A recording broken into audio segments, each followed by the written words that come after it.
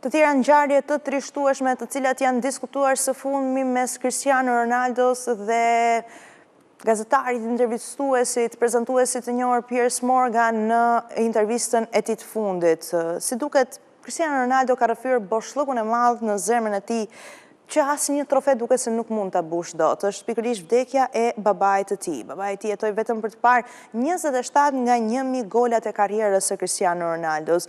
Babai i tij, José Dinin Aveiro, ishte pikërisht dhe iniciatori i një karriere e cila tashmë është ndër më të suksesshmet në botë, që nga vdekja e tij në moshën 52 vjeçare në vitin 2005. Ronaldo e ka mbajtur kujtimin e të atit, por nuk ka mundur që të shkel më në varreza.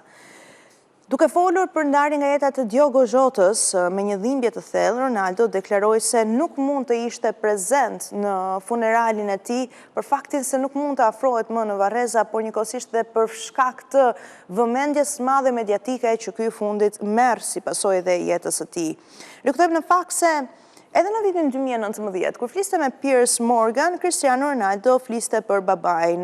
Ai deklaroi se nuk e njihte të atin 100% për shkak të alkoolizmit të tij, të ish ushtarakut. Nuk kanë folur kurrë me të në një bisedë normale, ishte e vështirë, deklaronte Ronaldo për Piers Morgan në vitin 2019. 6 vite më vonë, Ronaldo flet pikërisht për babain, por në kontekstin e Diogo Jotës. Pas vdekjes tragjike të tij në korrikë, Ronaldo mori kritika për mos pjesëmarrje në funeral, pasi u fotografua teksa kalonte kohën në jaht me të fejuaren e tij, Georgina Rodriguez.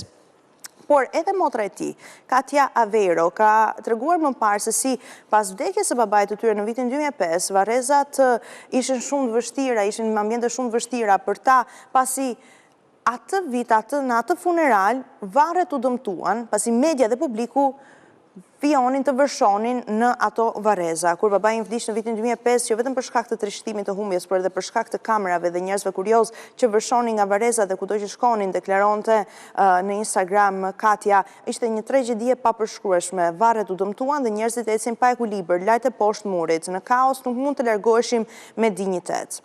Ronaldo ishte vetëm 20 vjeç kur jati u nda nga jeta.